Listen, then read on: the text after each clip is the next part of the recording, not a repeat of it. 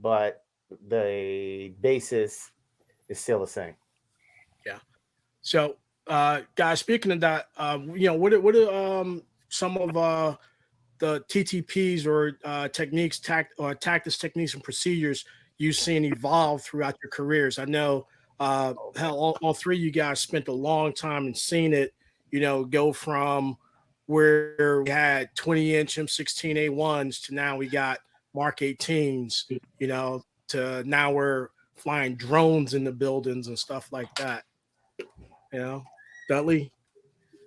Yeah, so this is very interesting, right? So for me, and so I come through have come sort of full circle. So like I said, I started out, I was in the Marine Corps, I was an infantryman. So, we were on the ground doing those sort of things. We had M16A2s, we were, busting in doors. We are definitely the old school until today, recently, where I'm a cybersecurity engineer and I'm working on weapon systems. So I'm, talking to these guys as they're doing other things. They're like working with the guys that are on the ground that are doing it from that perspective, right? So I can see, I'm watching the missiles go in, I'm watching them do the predator feeds, I'm helping them do sort of the tactics and stuff on that level, and things have come so far. So like, from long weapons, and I used to hold I still hold I'm not gonna lie, my M16 by the mag well, whereas everybody's now out in front now,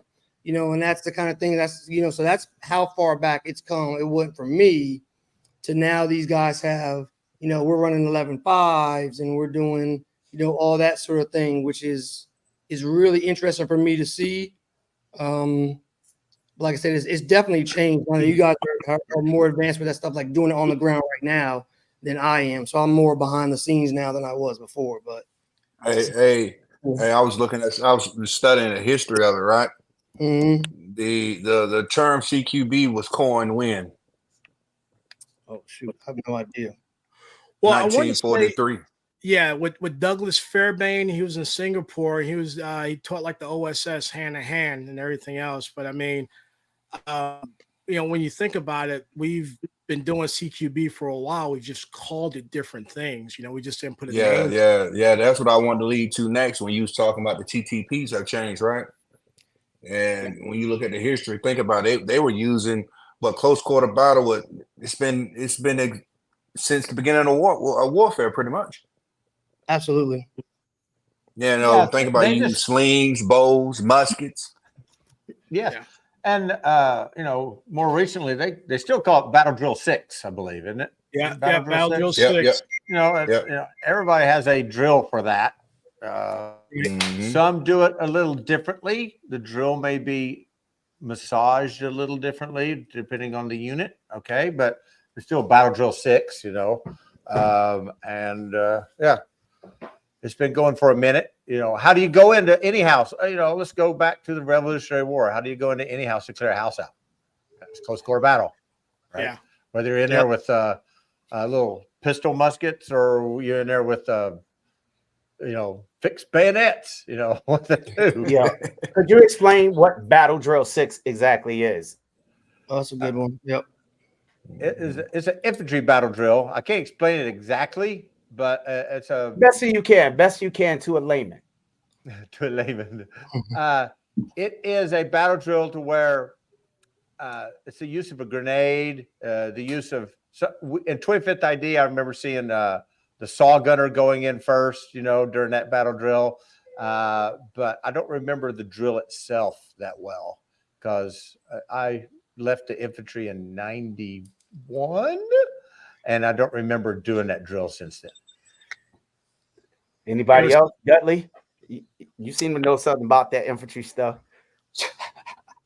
Yeah, so I think so Marine Corps, we call it something a little bit different than Battle Drill 6. I'm trying to actually think. Like I said, it's been a while for me to what we actually called it, but it's very similar. It's just a style. Oh, there's Gary and Rob right there. Hey, I'm sorry to interrupt. I want to introduce Rob, aka Kick Up Dust. Hey, Chris and Byron, this is the gentleman. He mag dumped a Barrett 50 cal. So and that's Hat Creek 6 Hat Creek Dust. Byron and Chris. I'm sorry, Dudley. Go ahead. My apologies. No, you're good to go. So no, it's just basically it's just like how you would clear a room, right? So Mhm. what that methodology would be, like she said. So like your stack, you're throwing your grenade in, your flashbang, and then how you enter the room. But like I said, the Marine Corps we didn't call it Battle Drill 6. I don't remember what exactly we called it. It's just that sort of that methodology of how it takes place.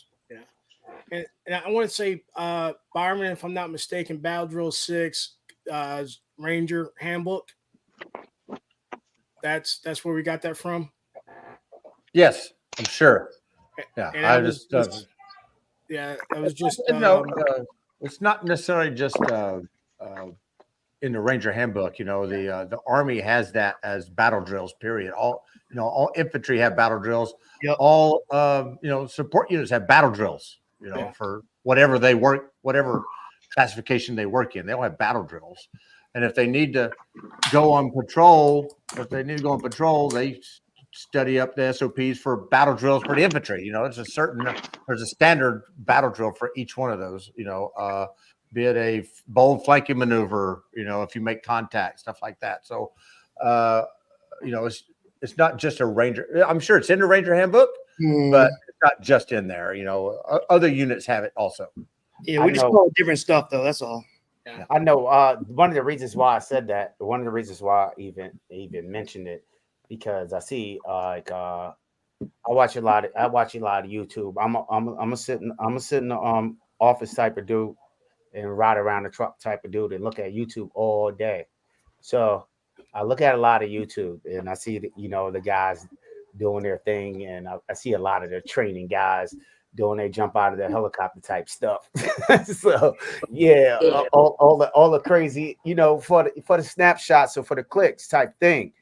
And I see like when they're training, it seems like I was like, what the hell are they doing? Everybody laying down the same line of fire in the same daggone. What are they doing? It's like the same direction. It's like you got a 4-man team. It's like who's covering the right or who's covering the left? Who's covering, who's covering the 12? You know what I mean? Like everybody running in the room to shoot the target. I'm like, huh? Yeah. Hey, it's like who gets the most hits? It's like who can shoot the most from what I'm seeing on YouTube. It's like so it moving crazy. on. Yeah, moving on. Let's talk about the 3 rules of CQB, everything else, and kind of ties in what he's talking about. To me, it looks like a unorganized fire drill. Don't want to get shut down or anything like that, but like kind of explain it from your guys' experience, like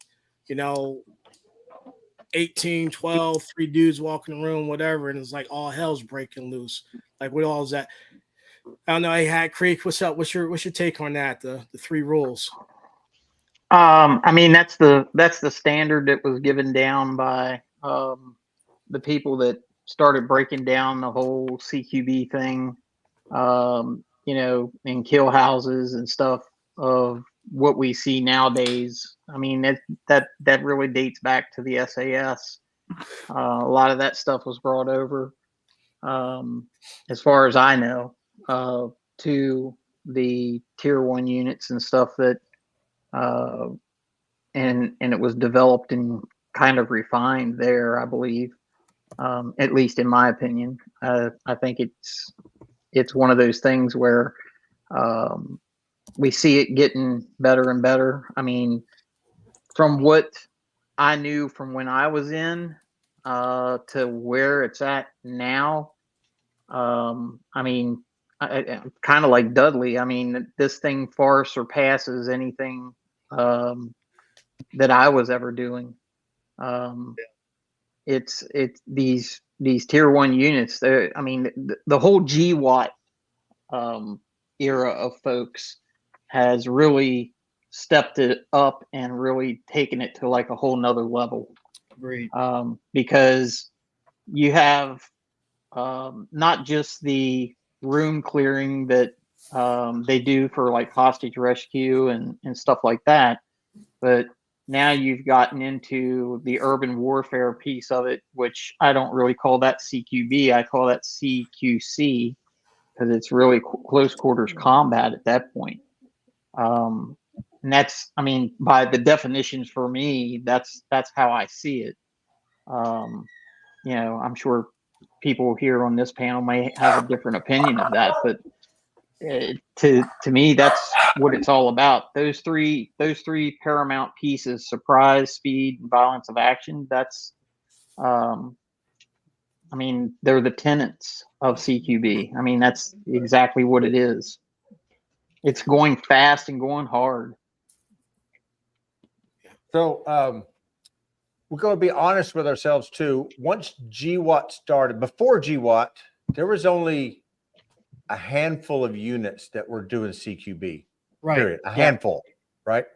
Yeah. I Other was- than that, I it was was- mount training. I was in that unit, you know, in those units. Once GWAT started, those same units were so freaking busy. They just can't go out everywhere and do everything. So Right. you had artillery units doing it.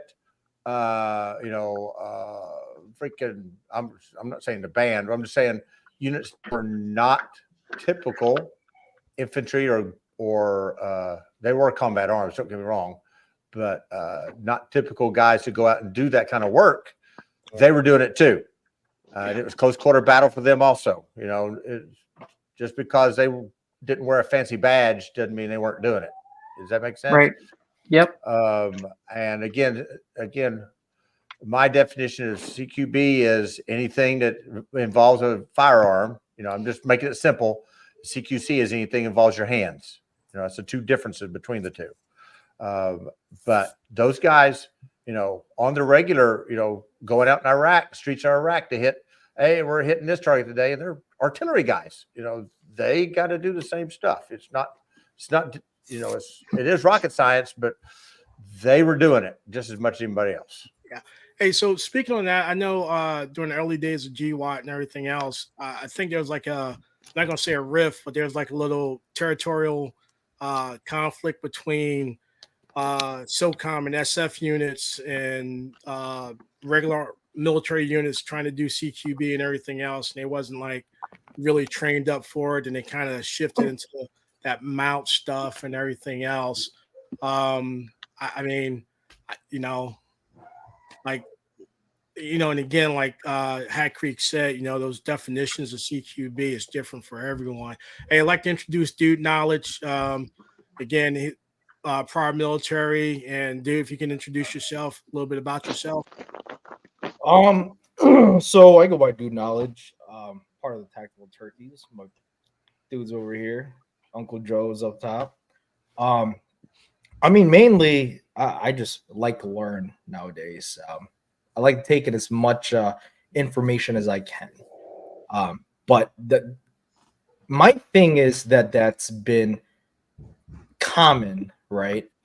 Nowadays, since the whole big explosion of Hollywood and stuff, is the different terminologies when it comes down to CQB. There's a lot of misconception when people start talking about CQB. Especially once you start talking about principles of CQB, right? Now, for the most part, I'm sure I can safely say that all of us here has at least done a few sessions, if not a few seminars involving shoot houses, right?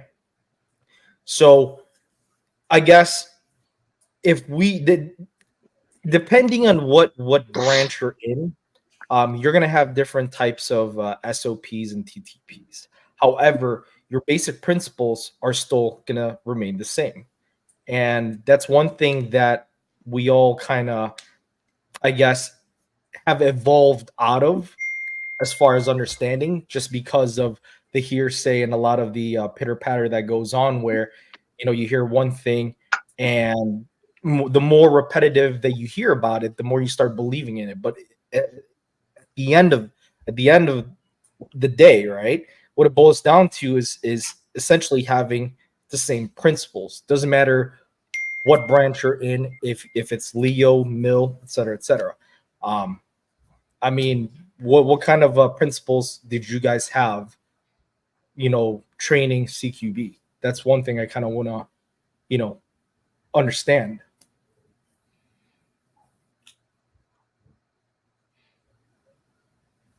That was a question. Yeah, it was a question.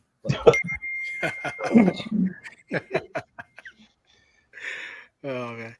I mean, I don't know, Chris. Like, what was some of the things you did on the teams and everything else to get your guys up, to take it from the, I grew up watching John Wick and all other movies, and I just joined your team. How did you get me in line and be like, you do that stupid shit, you're gonna get killed? So, having a lot of young guys and being the old guy for a while now, like the last deployment I had was over in 23. I think April 23, where I spent 6 months in Lebanon teaching CQB to several different units over there.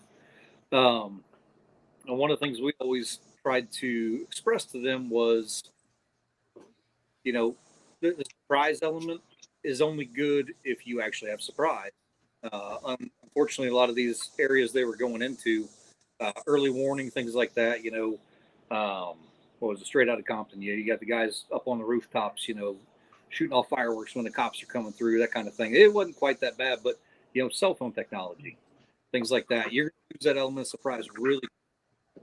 Right, you're losing your relative superiority. Yeah, and at that, you have to go back to speed, violence of action, getting to Right. the area, and then getting in there as fast as you can. Which unfortunately some of our guys in Lebanon, they found out by not getting into that house as quickly as they could. They unfortunately took a few casualties. It was a little bit disheartening because I literally just got done training that particular part of the unit. So those were guys I just left. And they were going back out operational again. But having action, getting into the building, not only makes you secure from the outside, being in there, but you've got to have that balance of action going in and that speed to maintain that security. If you can catch them off guard, they can't get to their guns, kind of thing. And there were several instances in Iraq where I'm going into a house as quickly as possible, and I make it into a room, and the two doofuses that are in there, they've got AKs sitting next to the couch or leaned up against the couch that they're sitting on. They can't get to them because I've got a gun barrel in their face now. So that speed and violent action was definitely there, but I also had the element of surprise by an unfortunate, I think it was like a 6K offset. So walking in under the cover of darkness, under nods, things like that, you have that element a little bit better. Yeah, sticking with the rules here, in this particular section, when you lose one, you got to fall back on the other two immediately. If you lose two, you got to hope and pray that everything else falls. Yep. Hey, Chris, I was thinking about, I was literally thinking about when you got off the call the other day, and I was like, wow, that's really dope.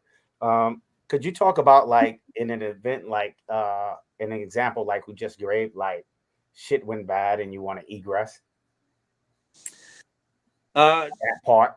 Overwhelming force, we were always taught SF, it's 3-to-1 kind of ratio is what you want to go up enemy wise, or at least that's the lore that I always heard. I had a situation, thankfully, where I was being overwhelmed by enemy forces, I guess I should say. Byron may have a little bit different take. He's got a lot of different experience there doing that. But when you go into a room as number one man and you're confronted with three people, I always knew that those guys behind me were immediately behind me, kind of thing, because that's what we trained. You're making his decision and going. Your number two man's reacting and going the opposite direction to start getting fields of fire in the room. Your number three man's coming right down the middle as those two are breaking the doorway. If you can get to that point in your training and you're comfortable with everybody on your team doing that, of having that gun potentially go off right next to your head, it's a bit of a shock whenever you first have it happen, just because running these SOCOM breaks that we had, they stuck in that instance, going off right next to your ear, no matter what the ear pro is. See, that's the weird part about different shot shoot situations, which is what he's referring to. The situation that he's talking about is a shot shoot situation. Now that works in a lot of times when you only have one team inside a building, but once you start working with multiple teams inside a compound, then you kind of your whole TTP starts to change a little bit, because it's no longer just a shot shoot, because at the end of the day, we're taught to always do your best to, well, not do your best, you have to do your absolute utmost, cross your T's, dot your I's, to avoid blue on blue, to avoid any blue on blue. Yeah. So, hey, I got a question for you, dude. Knowledge. And are you talking about from a military standpoint or from a Leo standpoint? Both Leo and military. That the So, SOP stays the I same know with shot. we've had the conversation before about, like, CQB is CQB, but then we kind of talked about it where for the military it's kind of evolved, because like Leo is always going out with preservation of life, bringing the felon back and everything else. A lot of times, from my understanding, and you guys can correct me, Dudley, Chris, and Byron, sometimes you got that target list, and it was kill, capture, kill, or just hit him with a fucking T-lam. Right. Well, what I was talking about is when you have more than two teams inside a compound operating. Yeah. That's when your shot shoots kind of change a little bit. Yeah. But outside of that, quick question, outside of that, does it all really change? Because from a filthy civilian standpoint of view, it's a revolving door in the reality of it, right? If you're inside somewhere and shit happens and shit goes left, then you got to go right, or you got to go left harder, if that makes any sense. Like what you said, you like on a mill standpoint of view, you guys have kill, shoot, capture, kill, shoot, kill, whatever. Leo standpoint of view is preservation of life. Grab who you got to fucking grab and get out. But outside, I would have to agree with that, because as far as CQB goes, nothing's ever absolute. If we're talking about just the basic principles of CQB, nothing is ever absolutely going to be absolute. So part of that, going back to the training thing, you're going to enter a house before the first team that's in going to do the quick assessment as far as how the house is kind of laid out before they bring in another team. So a lot of that's either going to be a flow through to the next room kind of thing. That secondary team is going to come in. You're going to keep leapfrogging one another kind of thing. Or you're going to come in and be like, hey, this is this kind of a round robin or house where the rooms kind of flow around one another. And it's going to be a ground force commander, ground force sergeant major is going to be like, hey, we're going to take this in a clockwise motion so that way you don't have two teams coming back in on each other. But going back to that, we haven't even got into inner cordon, outer cordon, things like that, where you could potentially be shooting out a window, shooting through a wall, and hitting that security that's on the outside too, which is a whole nother animal kind of thing. Right. But just speaking of, I'm in the house, I only have to worry about these elements that are in the house with me. You're going to coordinate, you're going to train. So a lot of what you're doing, going through different shoot houses, doing glass houses, things like that. If you have intel on the house, how it's laid out, or have a general idea how it's laid out, you're going to set up your glass house to do that. And by glass house, I mean you're putting engineer tape on the ground and you're walking through what you think the house looks like. Yeah, you have a layout. Right. So that way you. I mean, a lot of times too, when we talk about doing operations and stuff, chances are 99.99% of the time you have ISR up in the air. Yeah, but the ISR doesn't show you what's inside the house. Right. Right. Well, I'm saying as far as being outside, the things that you see outside of the compound tells you a lot of information on how the buildings are structured. Yeah, go ahead. I was just going to say, to an extent, the other thing, going back to the surprise element, some of the more successful missions we had were inclement weather.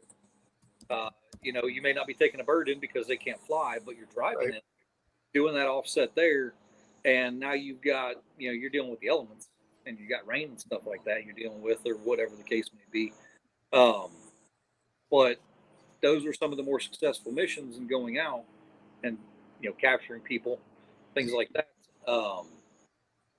That it allowed you to have a little bit extra surprise element to it, because they're not going to be sleeping on the roofs kind of thing like they do in the Middle East. They're not going to be, out walking around because of the weather.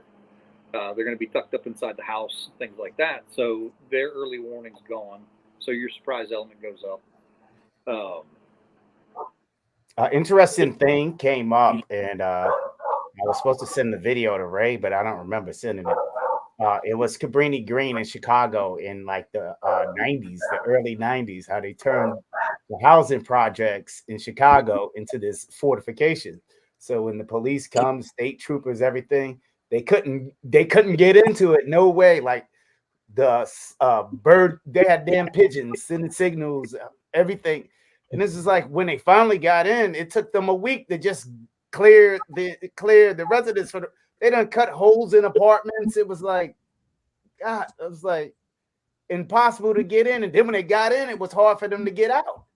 Well, I would say something like that would probably be reminiscent of what you're seeing over in Ramadi and everything else, where you're actually going block to block, house to house, apartment to apartment, and clearing everything, where you have to actually hold territory. I think the military just would have blew it up. Once you clear it, you can't let it go. So, but I mean, getting back to CQB, when we start looking at the differences between how Leo and military operate, so when we start looking at like some of the different weapon systems and some of the gear, or like Chris had talked about, how do you get to the target and everything else, and how that plays a part of what you're doing, because, through knowledge, and you can correct me on this, with law enforcement, once you go and serve a high-risk warrant and everything else, you physically lock everything down, you own it, and you're going to own it until you're done, right? With the military, Byron, Hat Creek, Chris, and Dudley, you're going to go there, do what you got to do, and then you're trying to get the hell out of there. You don't own, you don't own the building. You can't. It's impossible. So yeah, but I think one of the things that you're missing, like, so that the speed part that comes from the constantly training, right? So you got to think like we're constantly running reps as a team, right? Even if it's your 4-man fire team, if it's your squad, whatever it is, you're running those repetitions over and over and over. So when you come across those situations where something goes left or something goes right, you've been through this with these people so many times, and you guys have such an understanding that, I mean, when bullets start flying, things change, but hopefully that you guys have that stuff ingrained. You've done it so many times, right? I mean, we do CQBs hours, just clearing the same room for hours and hours and hours. So that leads and that helps with that speed and, having that plan and knowing that, when you got that guy behind you and his leg up against you and you guys go, that how that everybody's going to react, and that really makes a difference. You know what I mean? So even if you don't necessarily know, I mean, you can't know everything. You can't know the room, can't know the layout all the time, but that really does help and go a long way, You have to train so much. If you don't train enough to where you know what the other guy's thinking, you're just doing one-man CQB. A whole bunch of people are doing one-man CQB together. That's all that is, right? I don't even think one-man CQB is really a thing, but it's just me. If this is a building, this is my DJI mic thingy, by the way. If this is a building, we used to tell ourselves that we would turn the building on its edge and pour water down the front door. And you notice the water fills every room immediately. And that's how you do CQB, right, like that. Now, it's a little less secure, right? But speed is our security. Does that make sense? Of course, I came from a different type of unit that, we trained for hostage rescue the whole time. And we were used for other missions because, there wasn't hostage rescue all the time to happen. If that makes sense. There were other missions. We just applied the same principles. Hostage rescue is the hardest of all of them. And if you could do it, turn that building on its side and pour water down it, you could do any of the others. But he's right. You have to do it constantly so what, if you're separated from another came in another door or another entrance, what they're doing. And a lot of times it is better that you don't know what it looks like on the inside, because you just train for CQB. If you try to orchestrate what's going on. All right, if we know what the building looks like, all right, you guys go into this room. When you get to there, we'll go to here. We'll go down the hallway. What if at point A, Murphy steps in? You know what I mean? So that's why we call it. The enemy does get a vote. Yeah, they got to vote. And we used to call it back in the day free flow CQB, right? I don't know what they call it now. You know, it is what it is. But that's literally just turn the building on its edge, pour water down the front door, and watch it fill. It's that fast. Yeah. Hey, so real quick, dude, Nas brought up a thing when Brian, you said something about one man CQB. So what is everyone's thoughts on, one man CQB and not so much as a one man room clearing, but a one person or one individual CQB? Like, is that surviving a platypus? It's a thing. Is that a It's thing? a thing. Is It is a thing. you know? Yes. Emery Morgenstern of Prime Combat Training trains this with people a lot. Okay. So you're at home asleep, 2 a.m, got your CPAP mask on. Don't like you don't wear them. Fat guys just like me, right? You sling that mask off, and oh, by the way, your kids are on the other side of the building, right? And you got to get to them because there's something happening in there. You got a one-man way your room through there, and he teaches. Damn, how big is your house, bro? Hey, even if it's a small home, you still got to get to them so you can secure them, right? So you need to know how to do it. And he has a great technique. It's Prime Combat Training. Look it up. He's really good at it. And y'all know the tactical rifleman Carl Erickson. He trains that same stuff. He does one-man CQB.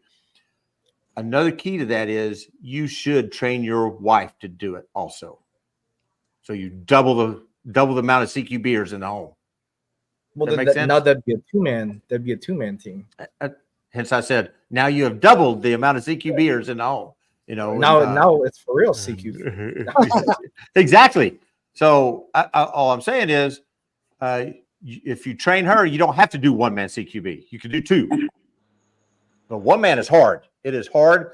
And the speed of that depends on the situation. If it's just you in the home and you heard that crashing noise, then you could take your time doing what you got to do.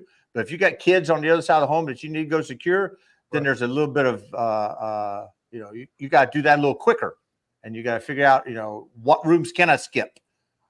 Second, you can't secure yourself in one-man CQB. So if you enter a room, guess what you got to do when you come out? You got to CQB your way out of it too. Same way, because there's nothing secure behind you. Does that make sense?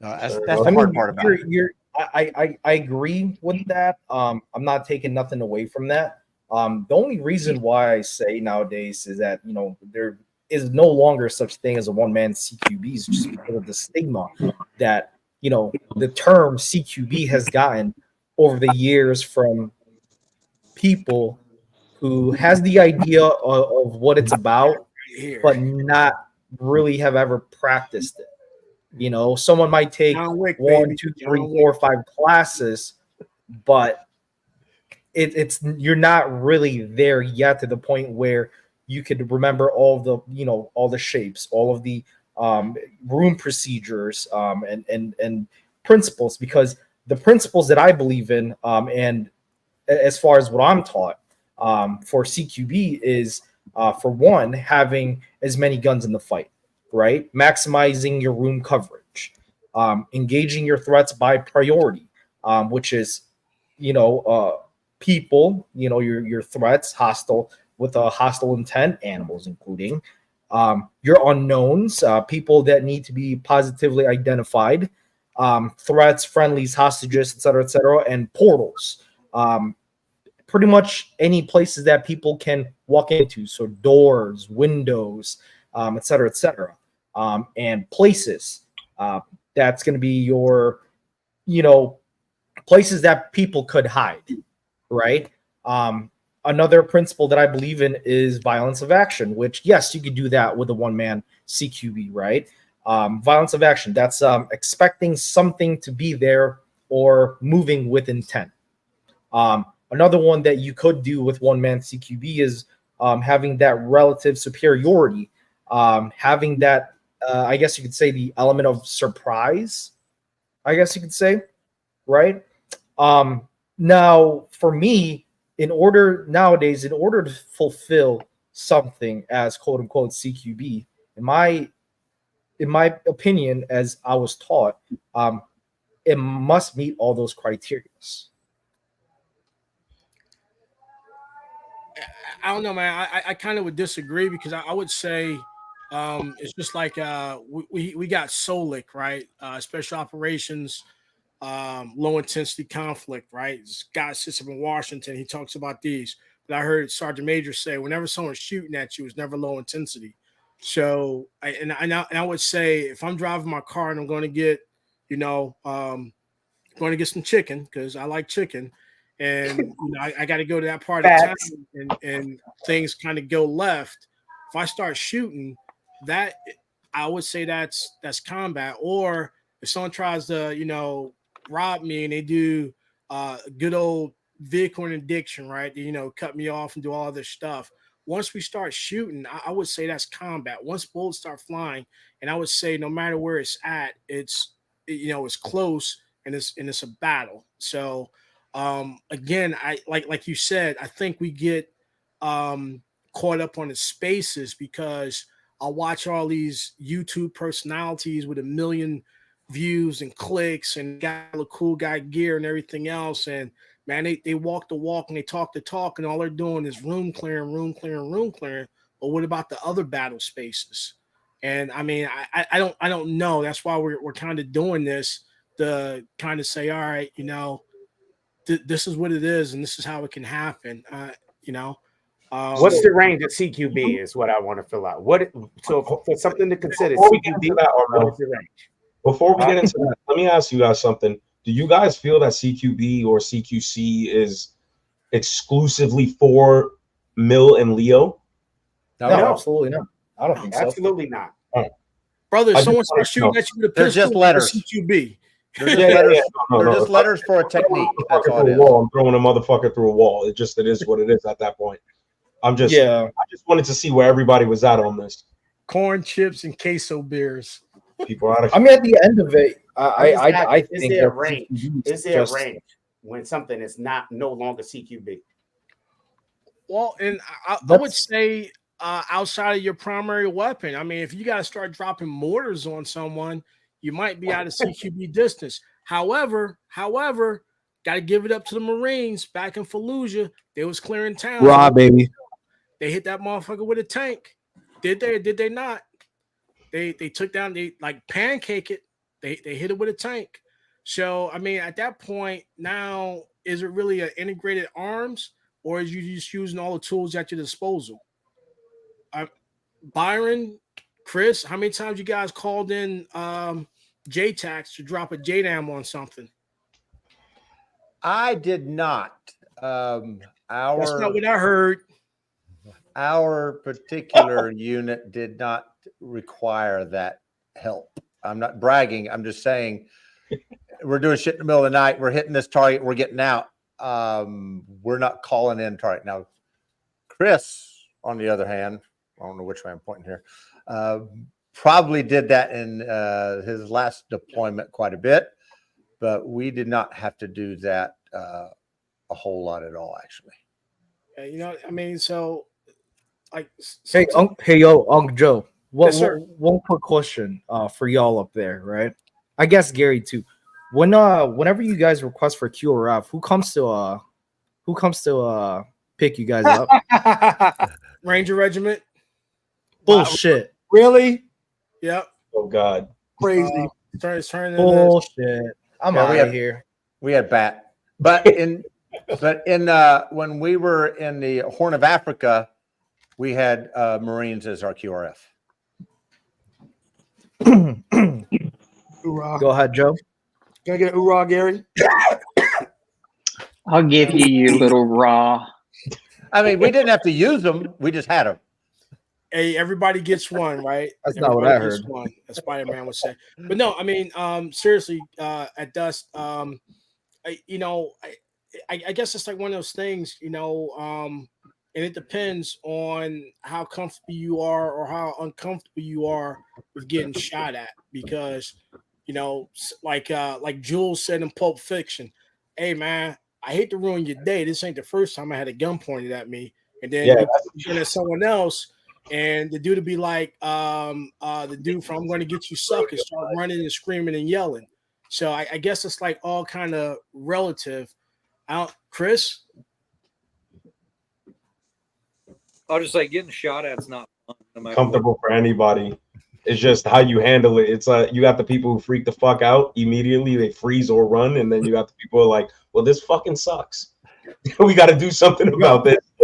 I'm the sucks guy. I tell people all the time. That's why I got out of the Marine Corps. When people start shooting at me, it's time for me to go. I was like, yeah, it's not fun anymore. Yo, man. Have you guys ever been on the party end of a sorry, I say it wasn't funny. Yo, Dudley, I know you've been on the party end of a dishka. Yeah. Yo. It just wasn't fun. That's all I'm gonna say. The bark, insane. Not fun.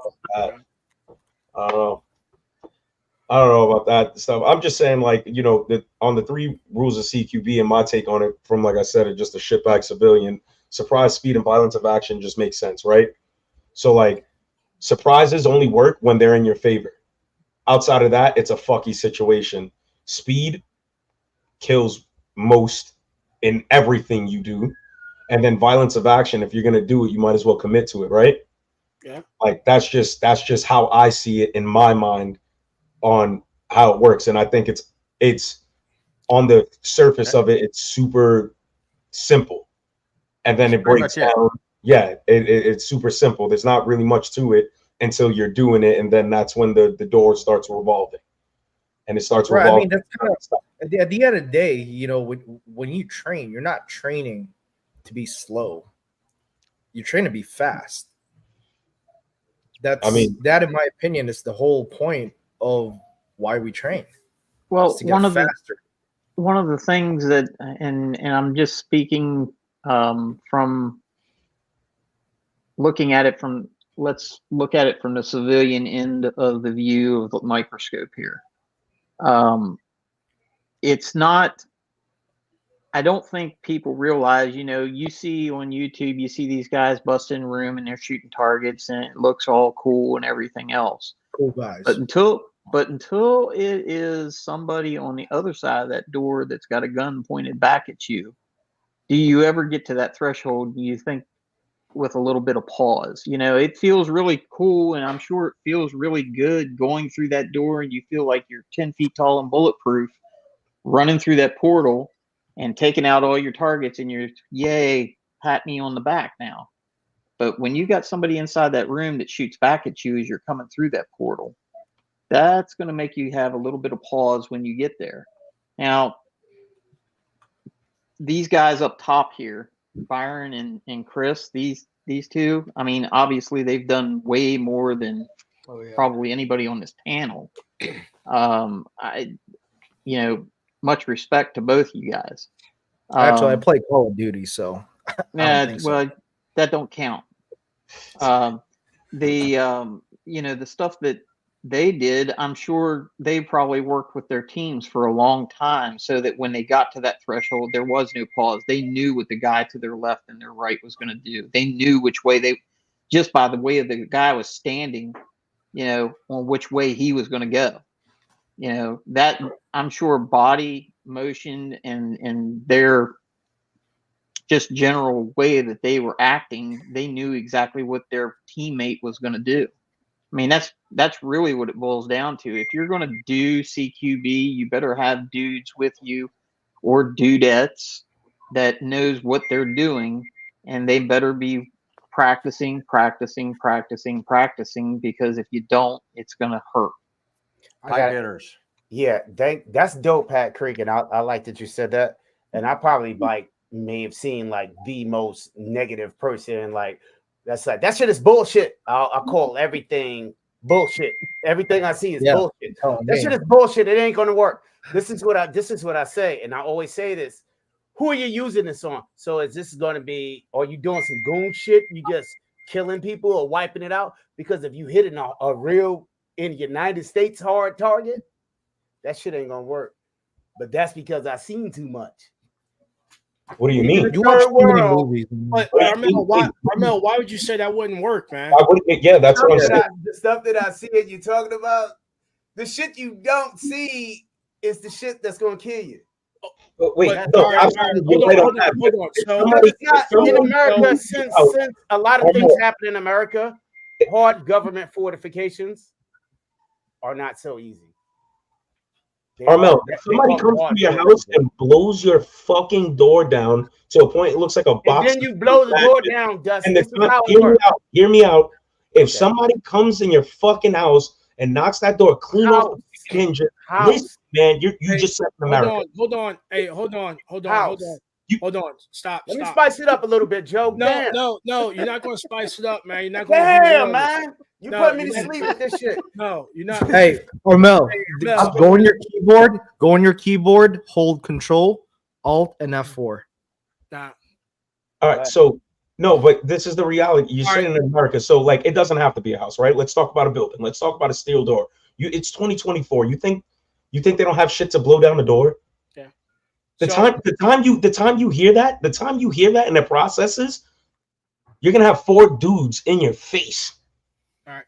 Hey, so hey, Dust, I appreciate that. I'm gonna unmute Armel, and I'm gonna give the floor to Byron and to Chris, and they can actually, if they want to, and then also Dudley, because all 3 guys, I don't know, dude, knowledge if you had any kinetic engagements.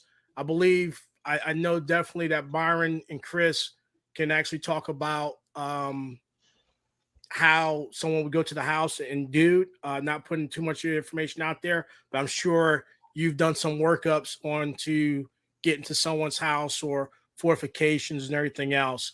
So if you guys can take that, we'll start off with you, Chris, then go to Byron, then go to Dude, and then go to Dudley. Yo, I'm sorry, Armel's cracking me the fuck up right now. So yeah, we're not. For a house, yeah, a Excuse house me. it works. Excuse me. For a house it works. Dudley, somebody coming to your job, can a CQB, how do you get down the corridor? You talking about my day job? Yeah, the day job. It's No. not happening. Thank you. All right. But hold on. Hold on. Stop. It could Armel, happen, man, but it's very difficult. Armel, stop. You're kind of living in this thing and everything else, and I'm not living in this thing, but I'm trying to see the training that the civilians are doing. All right, Chris. Go ahead.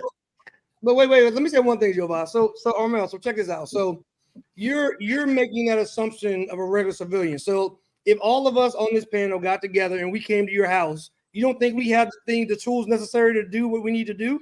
Unmute them. You don't think we have the tools necessary to do what we do? We don't have the stuff to blow your door off the hinges and do that stuff? I guarantee you It'd be over before you realize that you can put I know. That's the problem I'm having with it, and I want y'all to understand this. Why would you use this against an average everyday dude? because sometimes the average everyday dude isn't as average as you think. I mean, you on some goon shit. Welcome to America, baby. This fucking I'm not a country goon, bro. on goon shit.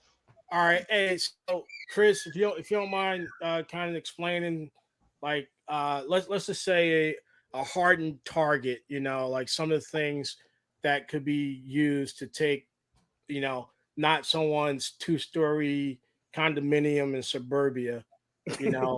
Just Right. like without getting into too much details and everything else, but just some of the stuff, if you don't mind. So a lot of that's going to go towards, if you have sniper teams, you're going to deploy them. They're going to send back any observation reports and stuff like that. They're going to take compositions of doors, how many windows, how high they are off the ground, things like that. If you don't have that, going to a house blind, like Byron said, not knowing what you're walking into is better than having an idea and prepping for it. And, it goes back to the old saying of everything's great.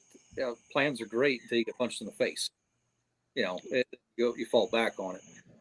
But I know for me, sitting in the truck, whenever we roll up to a house, you had your breacher team or your breachers within your element. And depending on what your composition was, Afghanistan, it was dirt huts, metal gates to get in. And Iraq was the same thing, metal gates to get in. They were just attached to concrete block instead of 3-foot thick mud and stick walls. But breaching techniques all were different. Like Afghanistan, I would string along Bangalores to blow a hole through a wall, kind of thing, if I needed to gain access. A couple Bangalores would take down a good portion of a mud wall to get people into a compound, and then you still have to get into the house. Now, the area that we were in, all the doors were about 3.5 feet high. So, me being 6'2", it was very difficult to get in. So that was kind of a pain. But Iraq, you ran into a lot of steel doors. I'm sure Byron can speak to this too. Water impulse charges are great. But you put a charge on a water impulse. Love them. put a water impulse on a wood door, and the only thing you're gonna do is blow IV bag. Fucking IV bag, lactated ringers. all you need. And you're using that water to push through. You can use rubber strips and do them in segments with deck cord on them and use them as cutting charges for hinges. We had doorknob charges where it was with deck cord with the rubber. Usually not. But again, you're only blowing a door that opens out to you. If it opens into the room, you're going to shotgun it. And then it kind of falls back to, I didn't experience this, but we always had the idea of stumble across them. But if y'all aren't familiar with what a dead man is, we got them at the shop on like the range store where you've got hooks coming out of the door itself, and then you put a bar that goes all the way across the door jamb. And you're generally going to do that on a door that's going to open out, so you can't pull it open. Well, now you've got one more thing. You can defeat the hinges all day long, but until you defeat the dead, you're still getting in.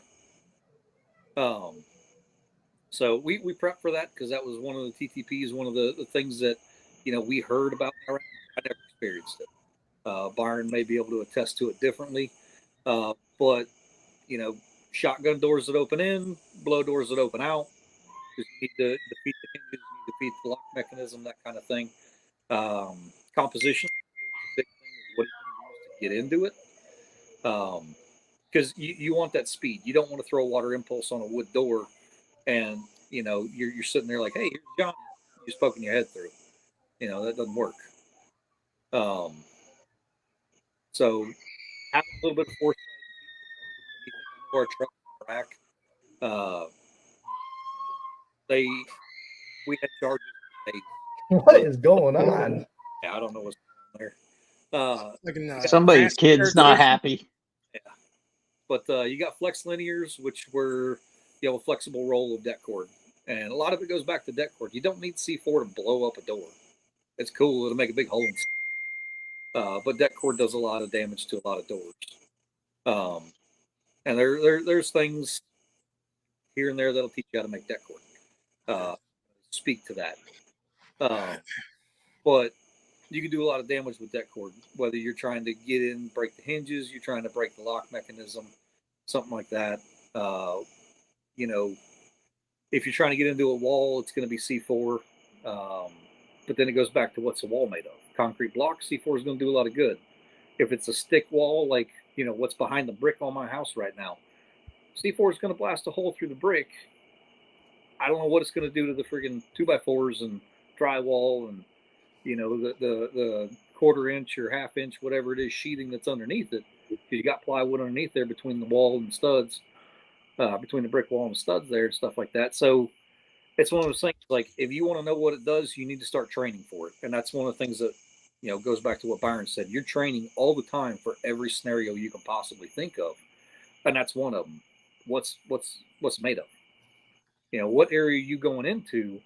Like, I've never been to Africa, but the pictures I've seen, you've got concrete buildings, and if you got in the rural areas, you're probably running into dirt. So it's kind of a mixture of Iraq, Afghanistan kind of thing.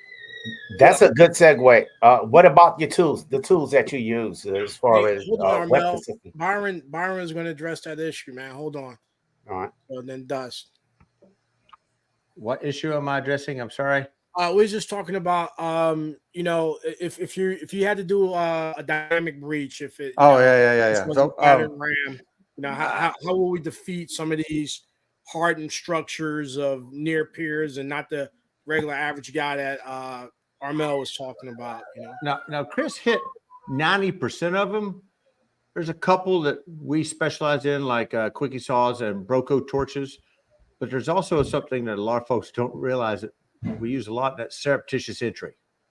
Okay, that's entering a building and nobody knows you're entering this building, that kind of thing, or facility. That's where we go. We actually go to schools for lock picking and stuff like that, and all that kind of stuff. You know, it's not all about laying a flex linear diagonally across the door and killing the family that's sleeping in the living room.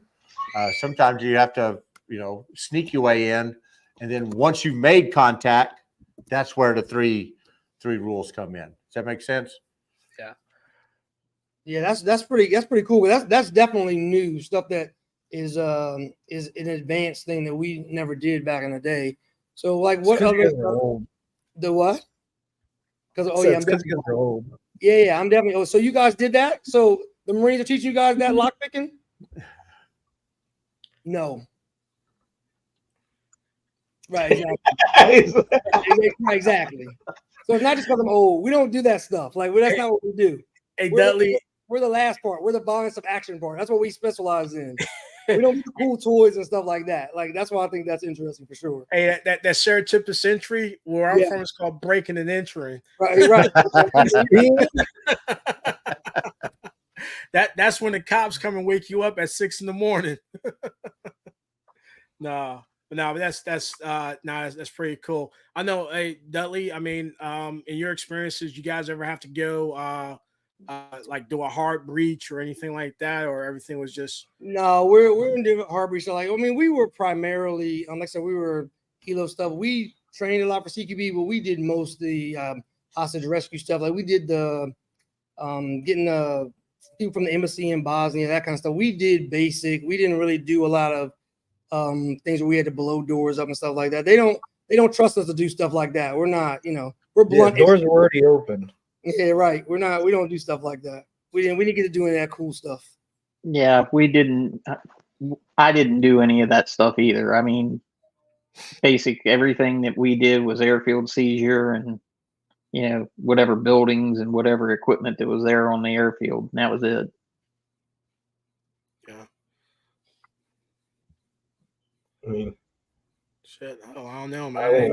If I start telling stories, I'm likely to go to jail. So I'm gonna just shut up and listen to you guys. See, the thing with that, hey, Dust, what you say as a dirty civilian? I just take an 8-pound mallet and hit the doorknob, and you'd be surprised at what happens. Don't admit to it. Don't admit. That door looked like a box of spilled matches. That was simple. No, hey guys, we're coming up on the hour and 15 minutes. I don't know if you guys want to cut it here and try and get back and do another one, think of some stuff and everything else, and just kind of wrap it up. I know everyone has work tomorrow and all other good stuff. I don't have to work. I'm retired. Man, must be nice. Must be nice. I just want to bring up that as cool as a job we have in the military, LEO, when they have to do this, it's a lot worse. It is a lot worse. Absolutely. We have the advantage of, you know what? Everybody there's got to die. I'm just going to back up and call in a JDAM or whatever. Or we're sent on a mission, kill, capture. You know what? This person here looked at me funny, the whole 9 yards. Not in LEO. That's a whole different ball of wax there. Yeah, and, different rules of engagement, escalation of force. Yes, they hit the wrong house. They it's a very real thing. That's actually one of the important things that we train on. Is memorizing certain things like that. I think Dust, you were there when we last did when we last hosted a CQB class with Indiana State Police, SWAT, and stuff. And it was funny because a lot of the Civ Div dudes that went out, because they like to learn too, when I was instructing, they kind of looked at me weird when I gave out specific addresses, times, and hey, it's a blue house with a red door, this and this and that. And before they actually went in to do the exercise, I would ask them, hey, just out of curiosity, where are you? He's like, I'm at the Mac Foundation. I'm like, no. Where are you? Like, what house are you at? and they just go blank. They're like, "What?" I'm like, earlier when you were being briefed, you received the address, who it is that you're looking for, how many unknowns to expect, et cetera, et cetera. What is the address? And they would have absolutely no idea. And it's not a joke, you know. It's as funny as it sounds. It's really not a joke because that shit happens more often that it's kind of scary, right? Because it should never happen. But unfortunately, that's one of the things that most civilians wouldn't understand. Well, the They don't need a high GP ramifications score. the ramifications for you is way different than it would be because it's so visible. You know, Well, not it's just prevalent. that, you know. So, you know, in the military, a lot of times you use ATAC, right?